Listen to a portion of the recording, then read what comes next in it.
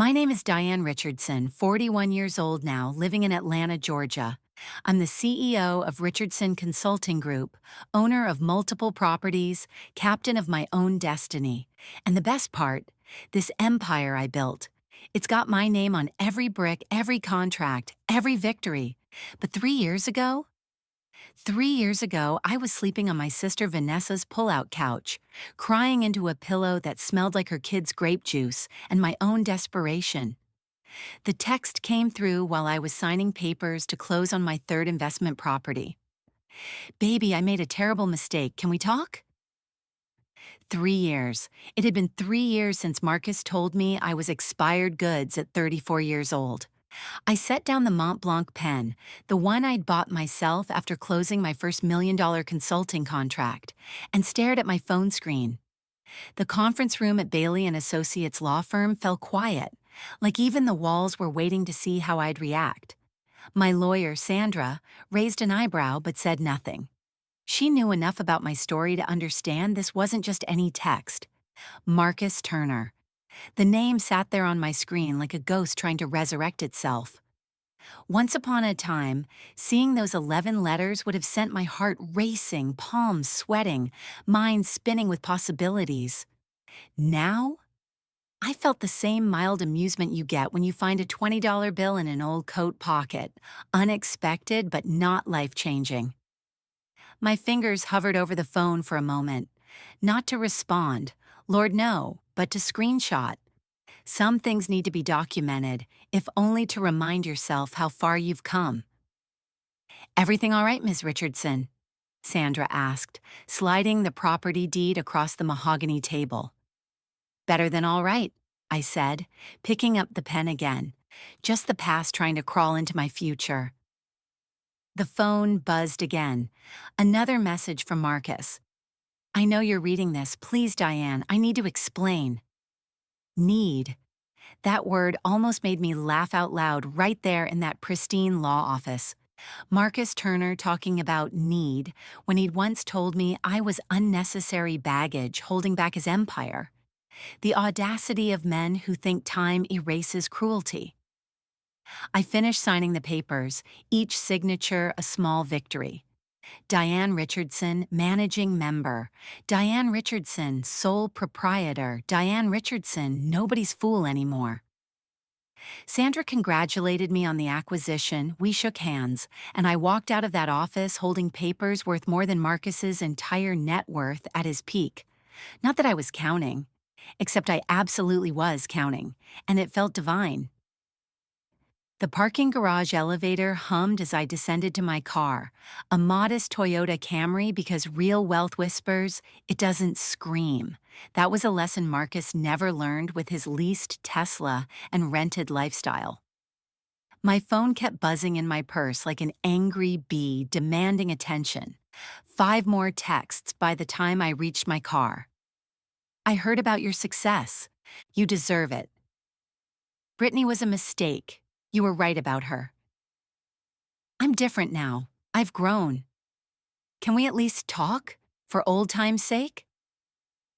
I'm outside your old apartment. Are you still there? That last one stopped me cold. My old apartment, the one I'd shared with him, the one he'd kicked me out of to move in his 22-year-old assistant. The fact that he didn't even know I'd moved on from that place told me everything about how little he'd kept up with my journey. He only started paying attention when Forbes featured me in their 40 under 40 list last month. Funny how success makes you visible to people who once looked right through you.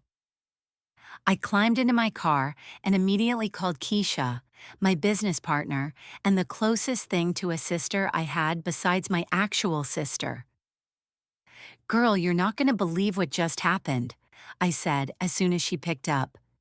If it's about the Buckhead property, Sandra already texted me.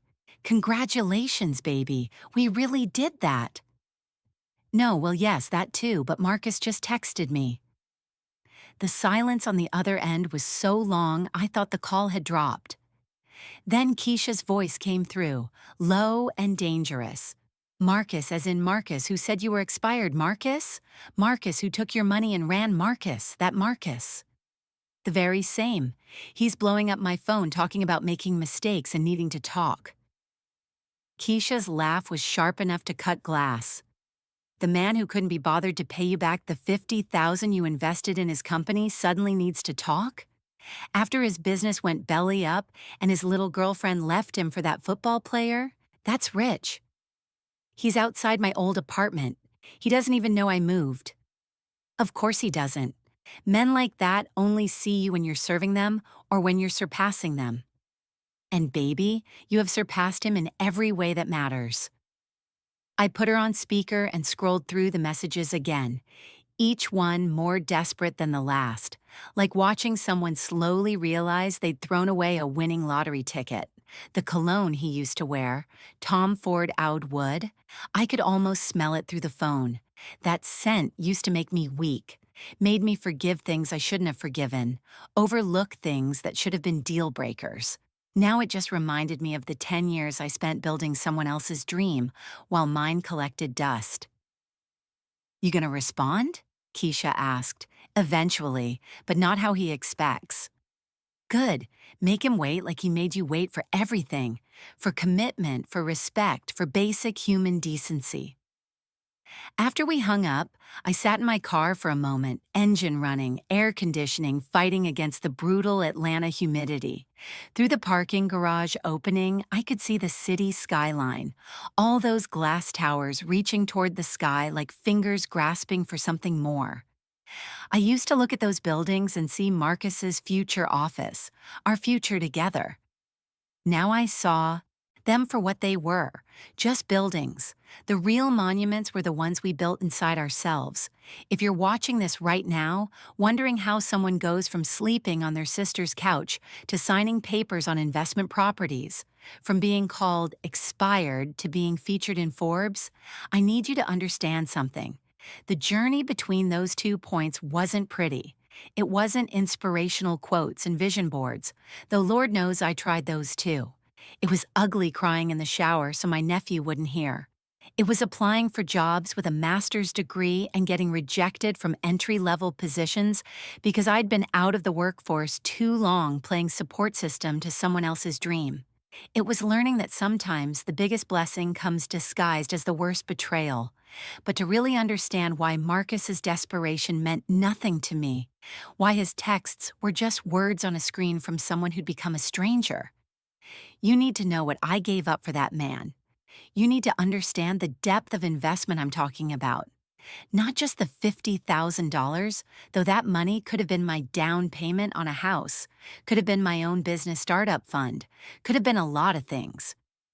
No, I'm talking about something worth more than money. I'm talking about time, youth, opportunities, and pieces of my soul I handed over thinking I was building something together. The phone buzzed again. This time it was my current man, David, asking if I wanted to grab dinner after my meeting. David, who had his own architecture firm, his own accomplishments, his own money, and most importantly, his own respect for what I'd built. I texted back yes, then blocked Marcus's number. But I saved those screenshots first. Some reminders are worth keeping. You see, when you've been told you're expired, that your value has an expiration date like milk in the refrigerator, you either believe it or you prove it wrong. And honey, I didn't just prove it wrong. I demolished that entire concept and rebuilt something magnificent from its ashes.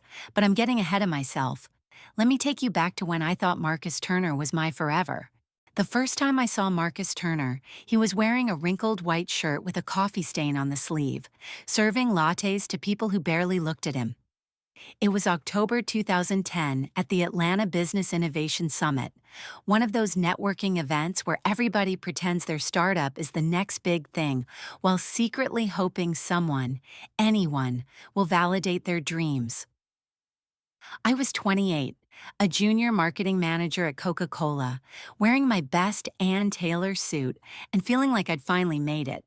Marcus was working the coffee station, but he wasn't just serving drinks. He was pitching. "You know what's broken about food delivery?" he said to anyone who'd listen while foaming their milk. We're still calling restaurants like it's 1985. Imagine if you could just tap your phone and food appears. No calling, no busy signals, no language barriers. Most people grabbed their coffee and walked away. But I stopped. Not because the idea was revolutionary, honestly, it seemed obvious, but because of how his eyes lit up when he talked about it. That man could sell water to the ocean if you gave him 5 minutes of your time. That's interesting, I said, waiting for my cappuccino. But how would you handle the logistics, restaurant partnerships, delivery infrastructure? He looked at me like I just handed him a winning lottery ticket. Finally, someone who gets it. I've got it all mapped out. 20-minute presentation if you've got the time. You're supposed to be working, I pointed out, gesturing to the growing line behind me. I get off in an hour. There's a Starbucks across the street. Ironic, I know. Let me buy you a real coffee and tell you about Quick Bite. The confidence of a man offering to buy me coffee when he was literally wearing a name tag that said temporary staff should have been my first warning, but something about his audacity intrigued me. Plus, what else did I have planned for a Thursday evening? Another night of meal prep and Netflix? That Starbucks meeting turned into a 4-hour conversation. Marcus had spreadsheets on his laptop, market research he'd done at the public library, mock-ups he'd designed himself using free software. The business plan had holes you could drive a truck through. The financial projections were wildly optimistic, and he had exactly zero experience in tech or food service. But Lord help me, his passion was infectious. "Why aren't you doing this full time?" I asked. "With what money?" He laughed, but there was pain underneath it. "I'm working 3 jobs just to keep my lights on. Coffee service at events, Uber driving at night, weekend shifts at Target. This is my real work, but real work doesn't pay until someone believes in it." Our first official date was the following Saturday. He couldn't afford a restaurant, so he invited me to his studio apartment in College Park. "I make incredible spaghetti," he promised, "my grandmother's recipe." The apartment was basically a glorified closet with a hot plate, a mattress on the floor, and a desk made from a door propped on cinder blocks. But he'd cleaned every inch of it, lit candles from the dollar store, and actually did make incredible spaghetti. We sat on cushions on the floor, drinking $5 wine while he drew his vision for Atlanta's food future on a whiteboard he'd mounted on the wall. "You live like this, but you own a whiteboard?" I teased. "Priorities," he said without a hint of irony. "I can sleep on the floor, but ideas need space to grow." He had nothing but ambition, and Lord help me, I thought that was enough. 6 months later, he moved into my townhouse in Decatur. It made sense, we told ourselves. Why should he pay rent for that studio when he was always at my place anyway? The second bedroom became his office. The dining table disappeared under business plans and printer paper. My electricity bill doubled from all his devices running constantly, but I didn't complain. We were building something together, weren't we? The financial reality hit different when it was every day. I'd come home from Coca-Cola after 9 hours of meetings and campaigns to find Marcus in the same spot I'd left him, surrounded by empty cup noodles containers, eyes bloodshot from staring at his laptop. "How was your day?" I'd ask. "Productive. I figured out how to reduce delivery time by 3 minutes using zone mapping." My day paid our rent, bought those cup noodles, kept the lights on for his zone mapping. But pointing that out felt petty when he was working towards something bigger. So I'd kiss his forehead, start dinner, and listen to his breakthroughs while chopping vegetables for meals he'd barely paused to eat. The bills piled up in my name. Rent, utilities, groceries, his cell phone because I need it for business calls. Even his mother's light bill 1 month when she called crying about a shut-off notice. "Just this once," he promised, though it was never just once. "When Quick Bite takes off, I'll pay you back triple." Late nights became our rhythm. I'd use my marketing expertise to refine his pitch deck, taught him design principles, color theory, consumer psychology. He absorbed everything like a sponge, then presented it back like he'd invented it. "You're brilliant," I'd tell him after we'd worked until 3 a.m. on a presentation. "We make a good team," he'd say, already forgetting whose expertise had shaped those slides. The real education started when he began pitching to investors. Marcus had ideas, but no polish, no understanding of how to read a room.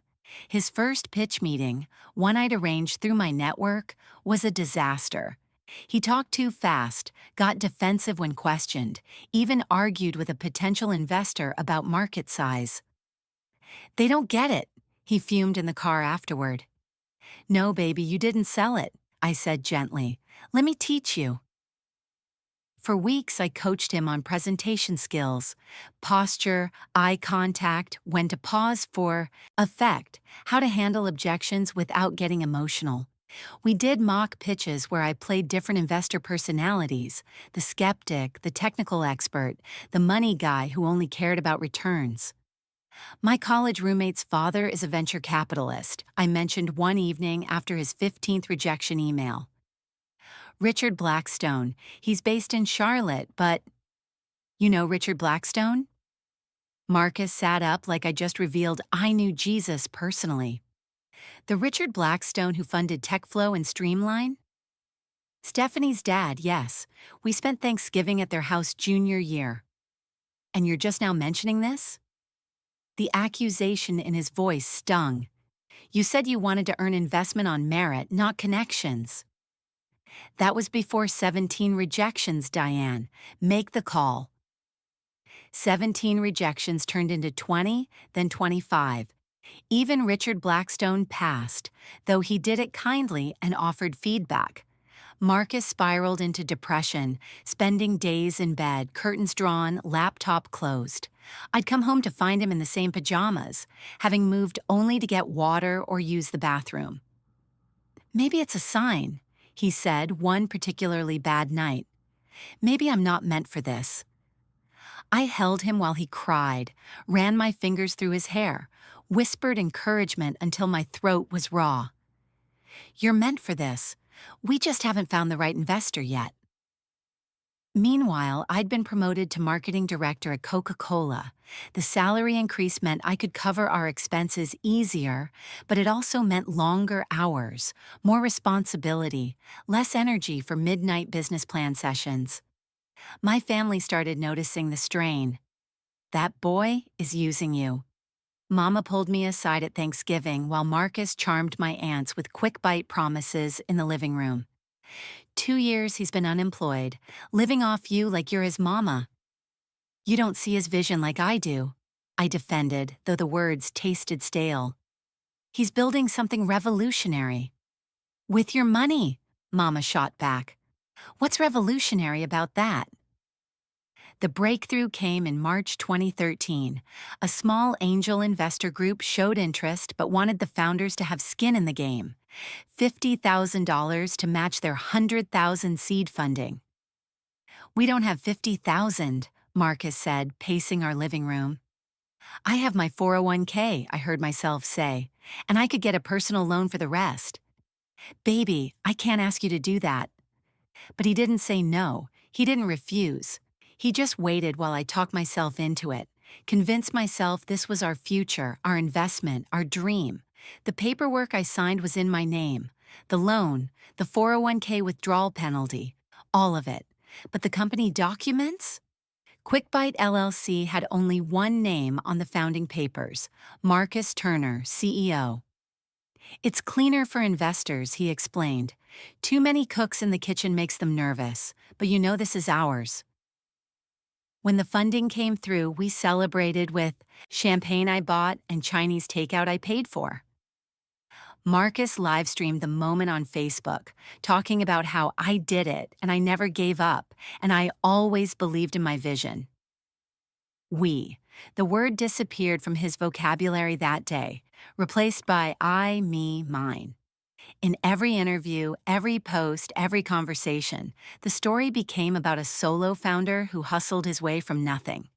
Success has a way of changing people, or maybe it just reveals who they always were. The Tesla arrived on a Tuesday morning, cherry red and gleaming in our driveway, while my 2008 Honda Civic sat beside it like a poor relative at a rich family's reunion. "Baby, come see," Marcus called from outside, voice pitched high with excitement like a kid on Christmas morning.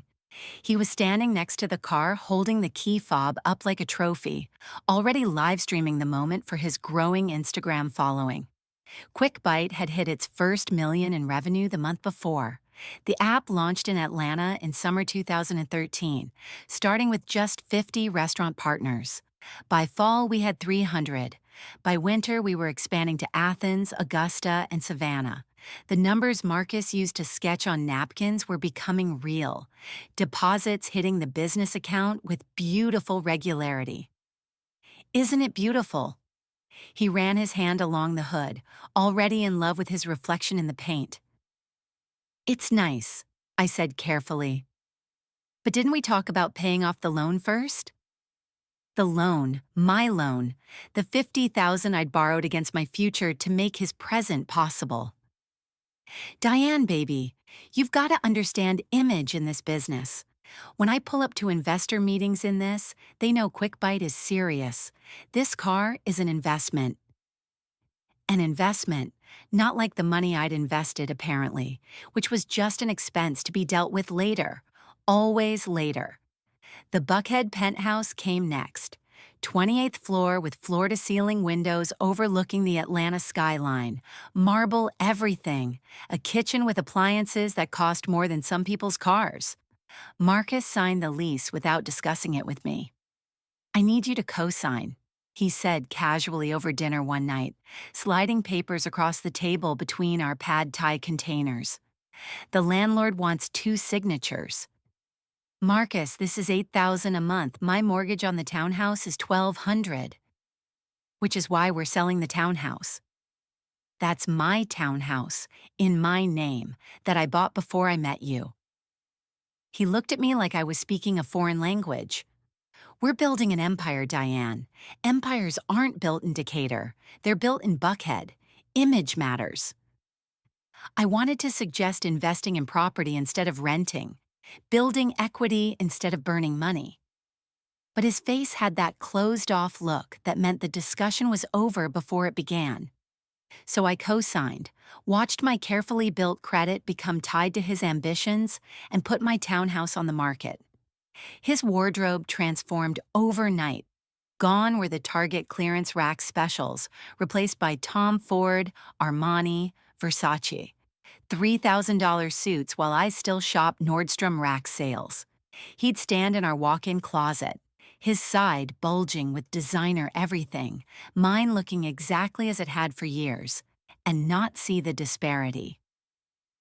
"You should upgrade your style," he mentioned one morning, adjusting his Italian leather shoes. "The company holiday party is coming up. Investors' wives. We'll be there. I have plenty of nice dresses." "Nice, sure, but not—" He gestured vaguely at his own outfit. "Exceptional." The company parties. Lord, those parties. The first one was modest. Dinner at a nice restaurant. The 12 employees who'd believed in QuickBite from the start. Marcus introduced me to everyone, his arm around my waist, proud.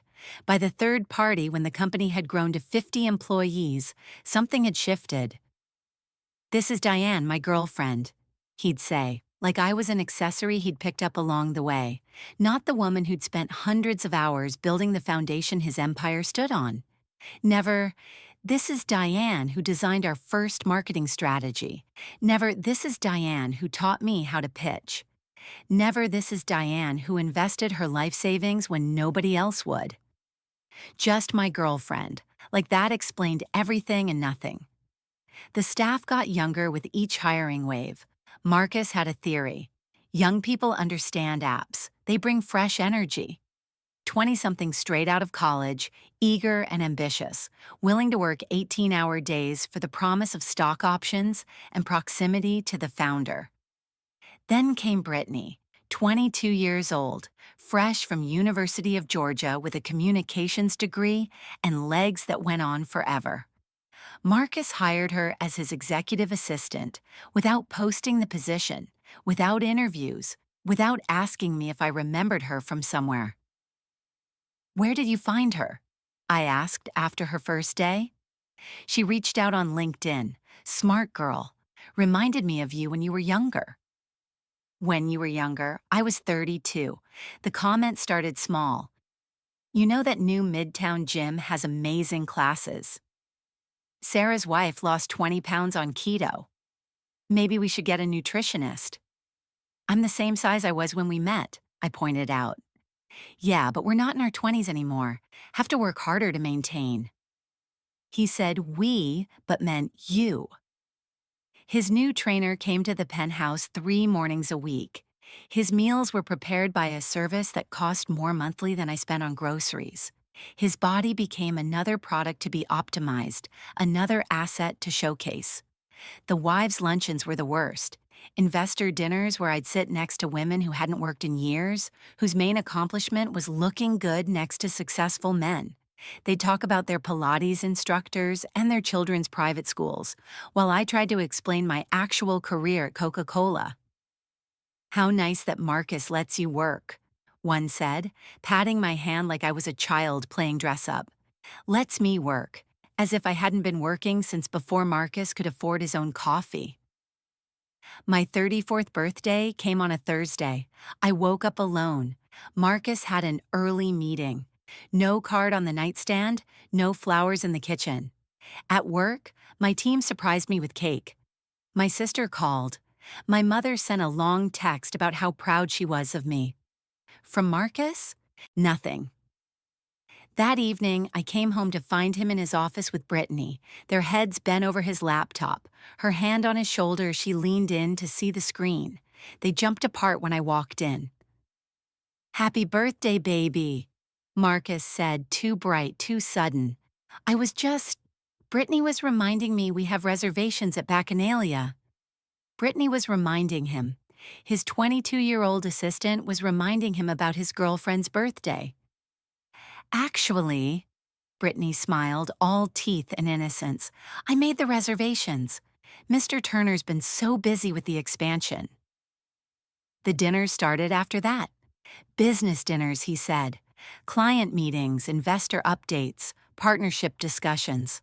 Always too sensitive for me to attend, always running late, always coming home smelling like wine and her perfume. I found receipts in his jacket. STK Atlanta, The Optimist, Bones. $500 tabs for 2 people who weren't me and him. When I asked, he'd wave me off. Cost of doing business.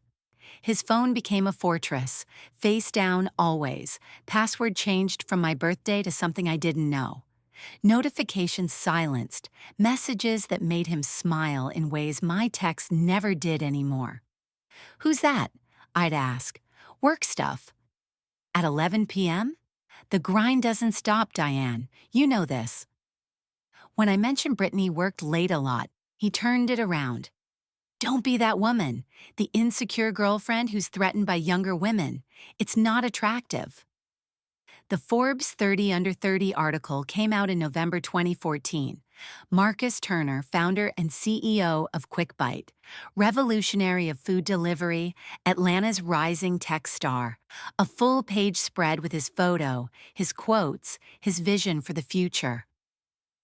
My name appeared nowhere, not in the article, not in the acknowledgments, not even in the caption of the photo where my elbow was visible at the edge of frame from where I'd been cropped out.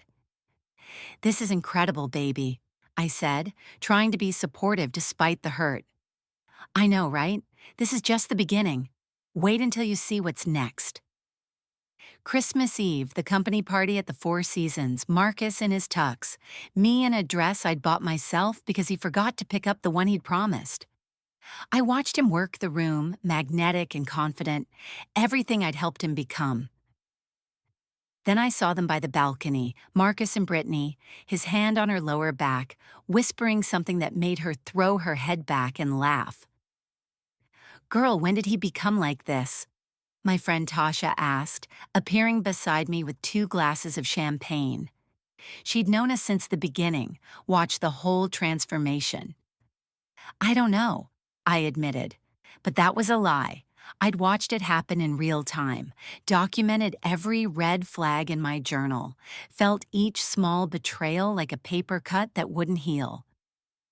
The company valuation hit $10 million that winter.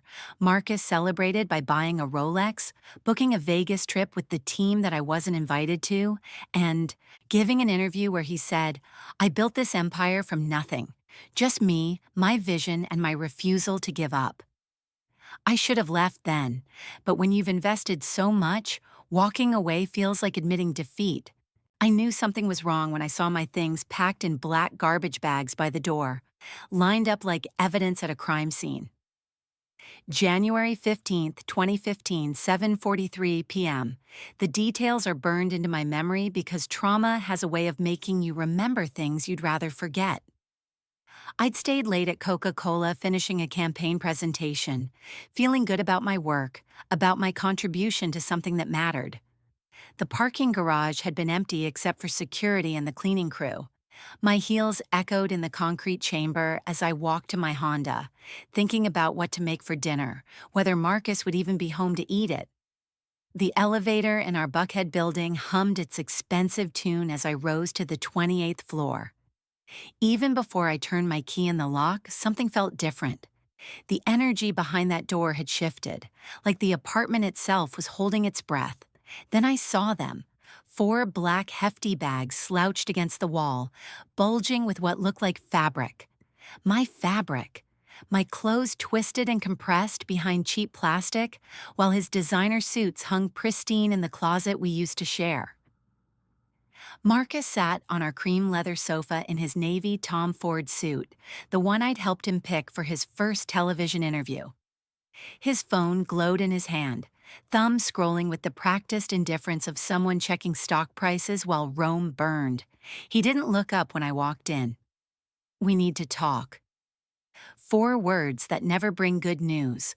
I set down my purse, noticing how my hands weren't shaking yet. The body sometimes protects us with numbness before it lets the pain in. "Are those my things?" "Diane, please sit down." He gestured to the accent chair across from him, not beside him on the couch where I'd sat for 4 years. The chair where guests sat, where strangers sat.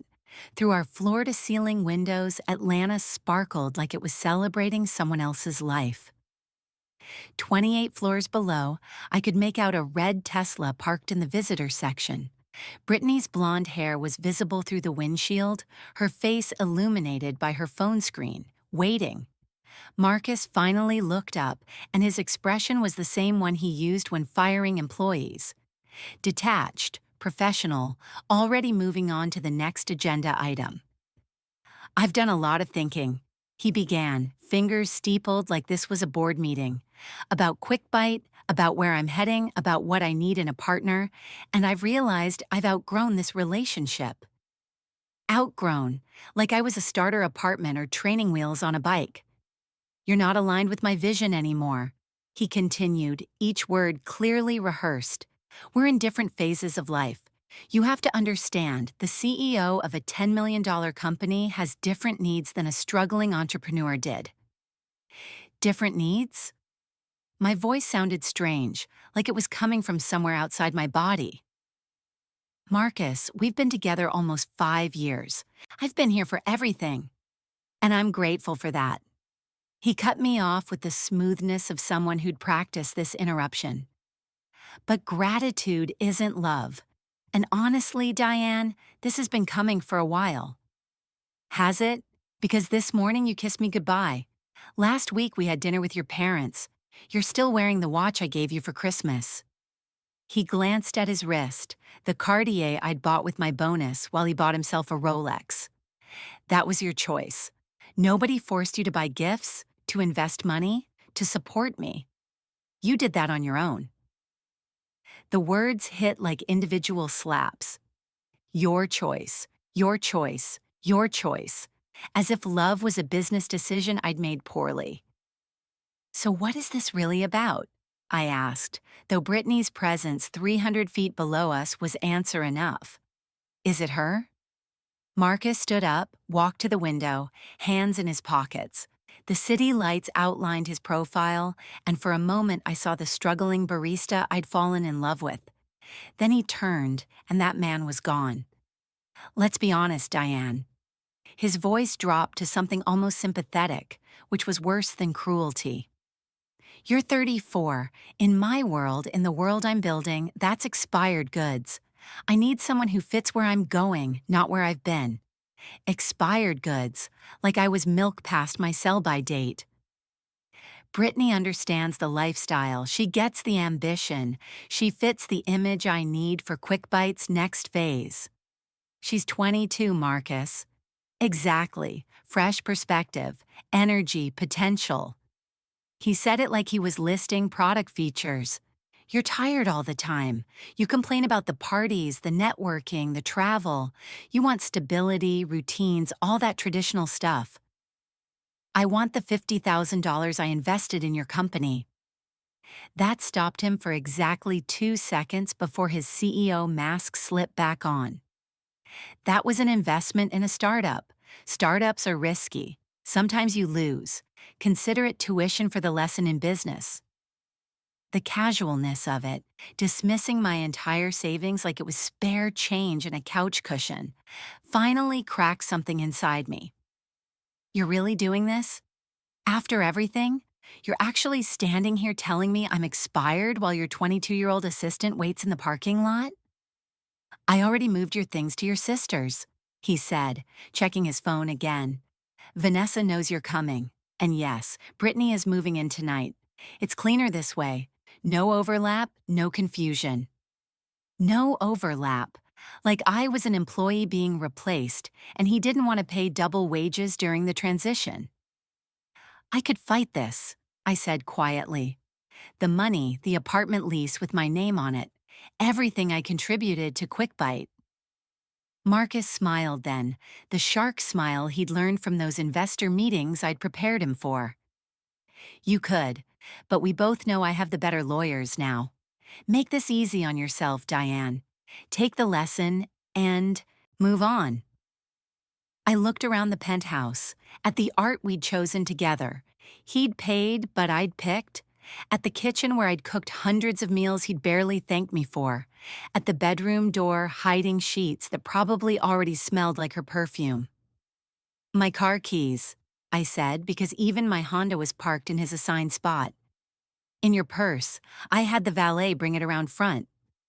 Of course he had. Every detail orchestrated, every exit planned. I picked up my purse, didn't look at the garbage bags that held 5 years of my life. My work clothes felt like armor that was suddenly too heavy. At the door, I turned back one last time.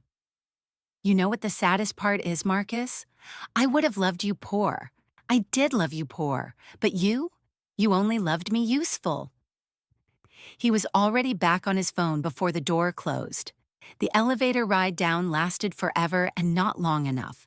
In the lobby, the concierge who'd known me for 2 years wouldn't meet my eyes. Outside, Brittany had gotten out of the Tesla, standing beside it like she was posing for an Instagram post. We locked eyes for exactly 1 second, long enough for me to see she knew exactly what she was doing before I walked to my Honda. I sat in my car, engine running, staring at nothing until my phone rang. Vanessa.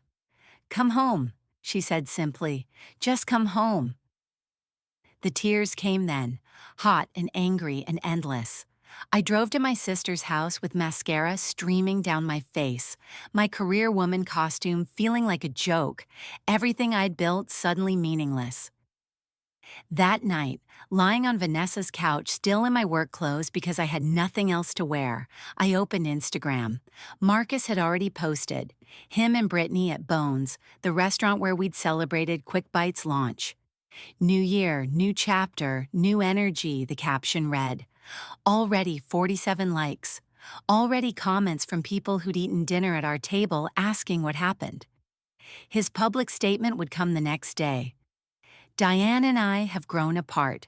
Different paths, different goals. I wish her nothing but the best. Clean, corporate.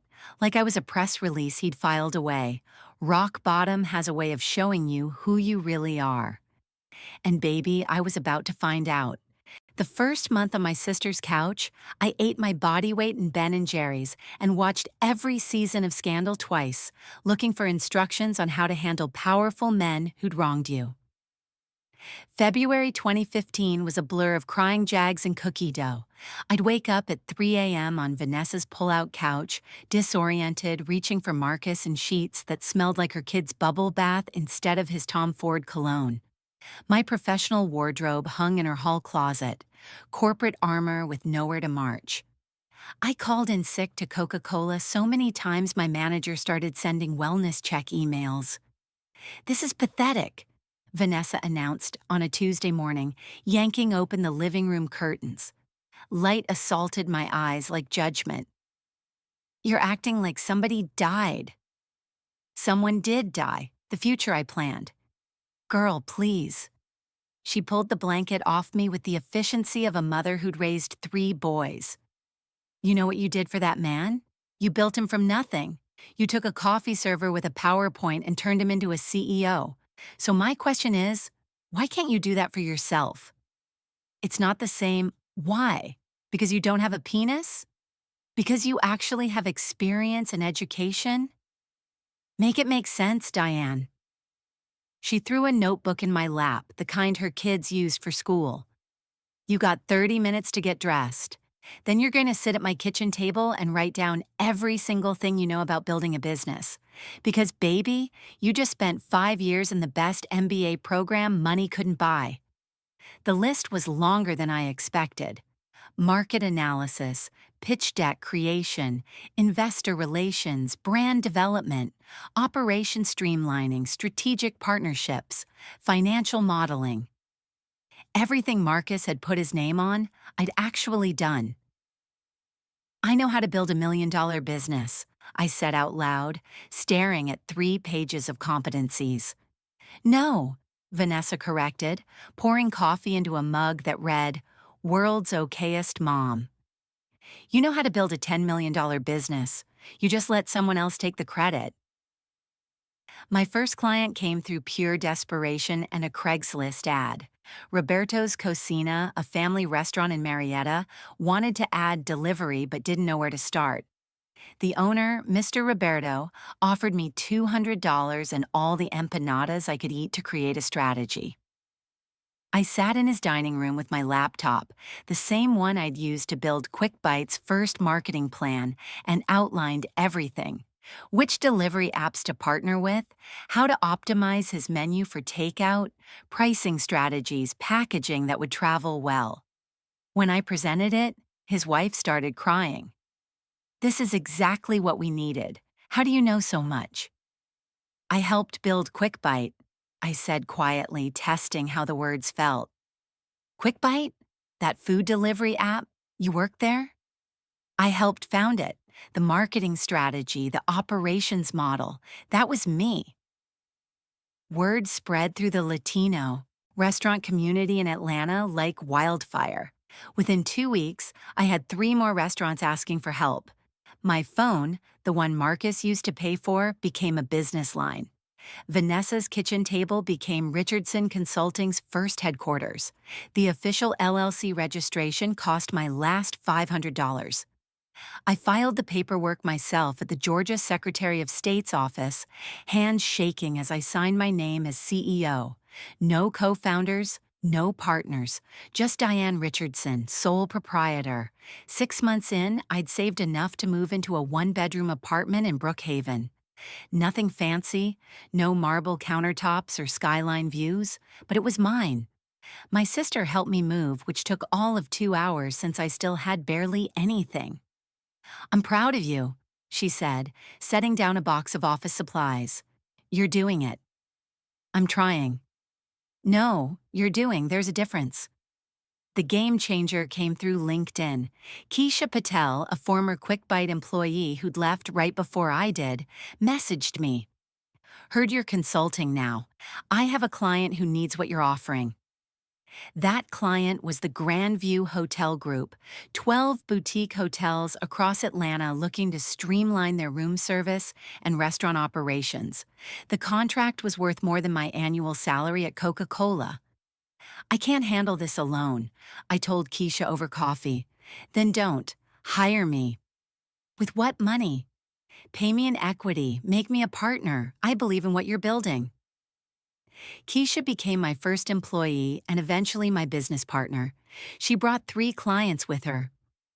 We moved from my apartment to a small office space in Decatur, right above a soul food restaurant that made the whole building smell like heaven. The universe has a sense of humor about timing. Just as Richardson Consulting was gaining momentum, news started circulating about Quick Bite's troubles. A former colleague called to gossip. Girl, Marcus is struggling. 2 major investors pulled out, something about mismanagement of funds. That's unfortunate, I said, and meant it. Not because I felt bad for him, but because it was unfortunate that he'd destroyed something I'd helped build. Then came the text from a mutual friend. Brittany left Marcus for Quincy Thompson. Quincy Thompson, the Falcons quarterback with a $100 million contract. Apparently, 22-year-old Brittany had upgraded to a newer model herself. Karma, Keisha said when I told her. I don't have time for karma, I replied, pulling up our pitch deck for a potential client. I'm too busy building. Year 1 ended with Richardson Consulting bringing in $400,000 in revenue. We hired 2 more consultants, moved to a bigger office, and landed our first retainer client. Black Enterprise magazine called, wanting to do a feature on the woman who builds empires. How did you bounce back so quickly from your personal setback? The reporter asked. I realized I'd been building empires all along. I just started putting my name on them. The photo shoot was in front of the apartment building where Marcus and I had our first date, where he'd cooked spaghetti in his studio. I'd bought the entire building as my first investment property. Not for revenge.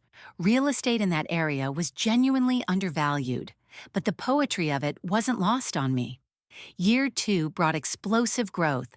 10 employees, an office in Midtown with actual windows, clients that included 2 Fortune 500 companies. I was speaking at conferences, teaching other women how to build consulting practices, creating the kind of wealth I'd only helped others achieve before. The news about Marcus's lawsuit reached me during a team meeting. Securities fraud, breach of fiduciary duty, misrepresentation to investors. Quick Bite was being dissolved, assets liquidated. You should feel vindicated, my therapist said during our session. I'd started therapy to understand why I'd spent so long building someone else's dream. I feel nothing, I admitted. He's irrelevant to my life now. That's the best vindication of all. Dating came slowly, carefully. David Chen, a successful architect with his own firm, his own achievements, his own healthy respect for what I'd built. He didn't need me to shrink so he could grow. You're intimidating, he said on our 3rd date, but he was smiling. I love that about you. Year 3 was when everything crystallized. Expansion offices in Houston and Miami, 52 employees, annual revenue of $12 million, more than Quick Bite ever achieved.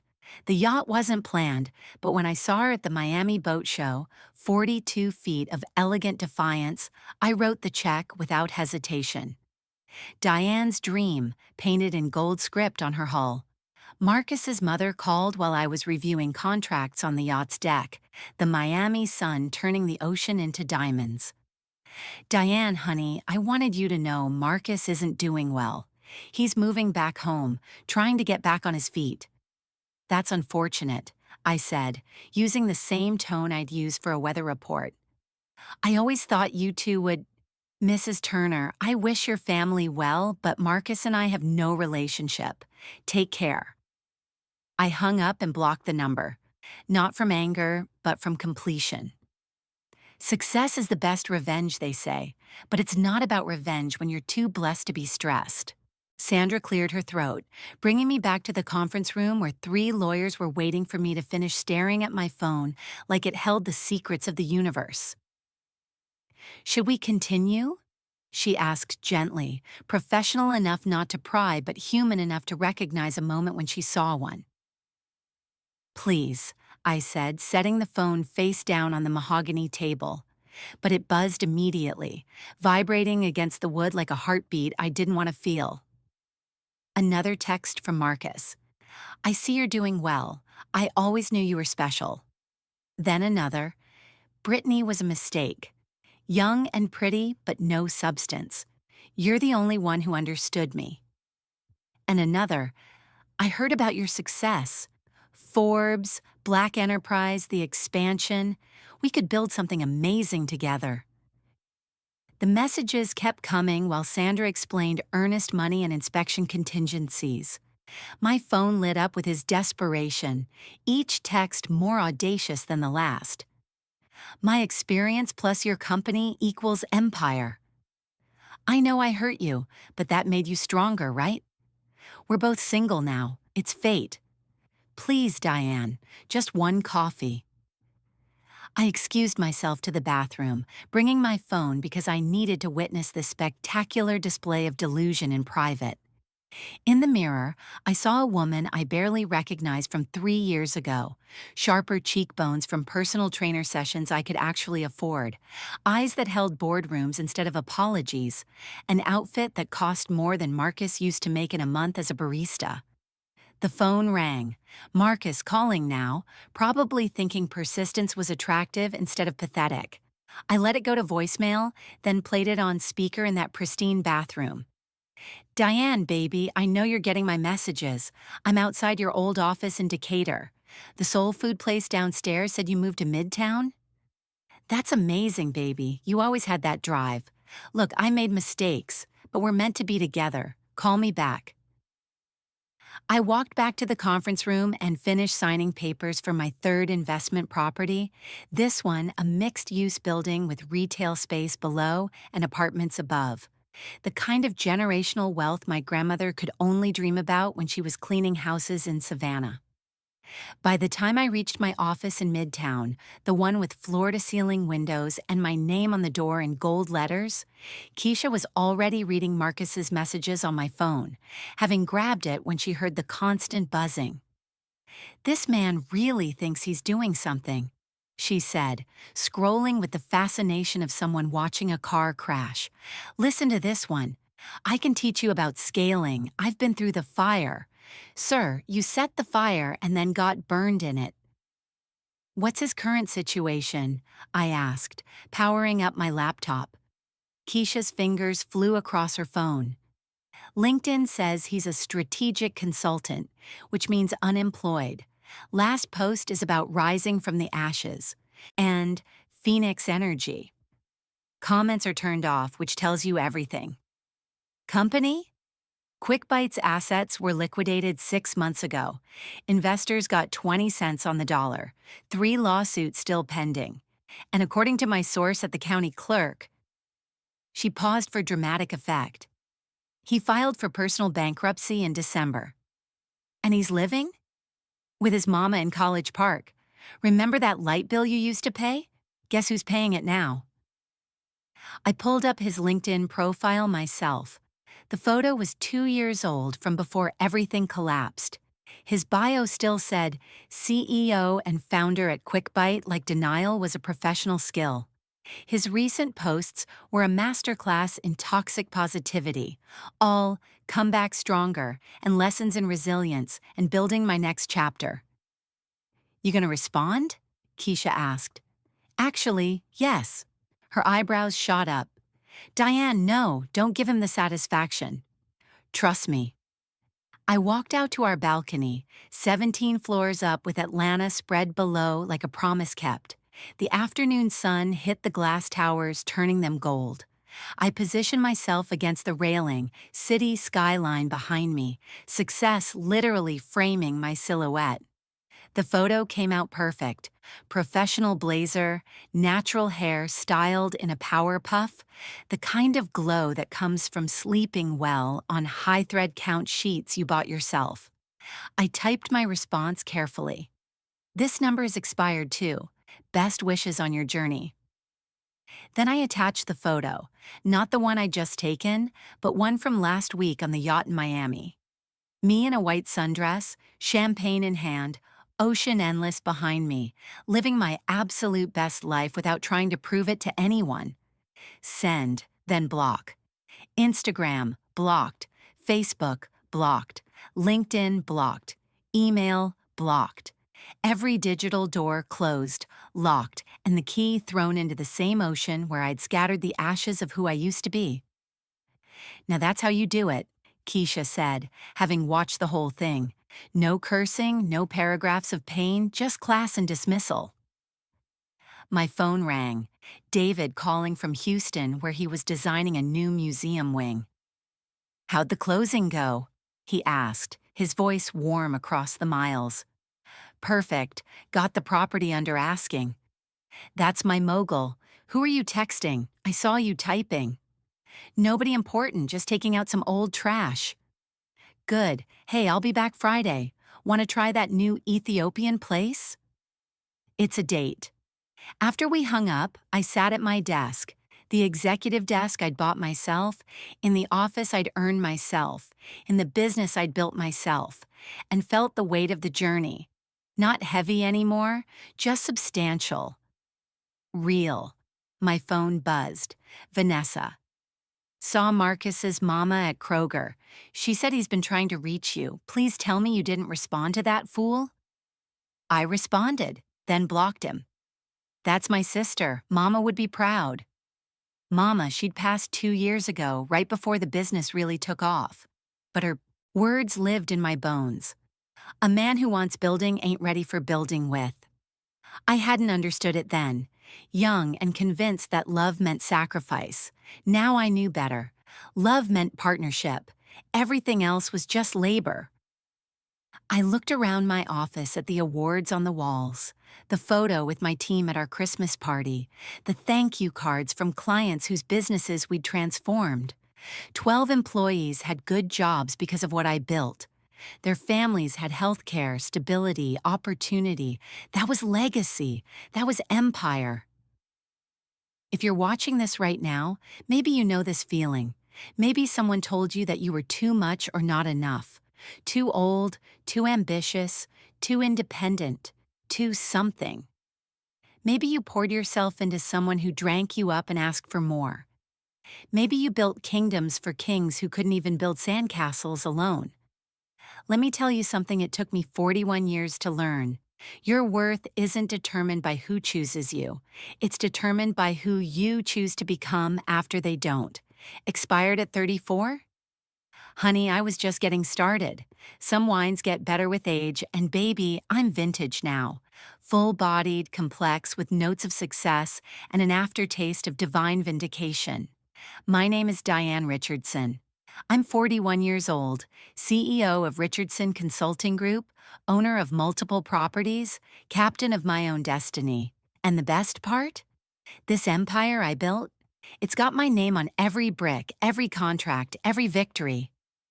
The phone on my desk rang, a new client from Dallas, wanting to discuss a potential partnership. Richardson Consulting, Diane speaking.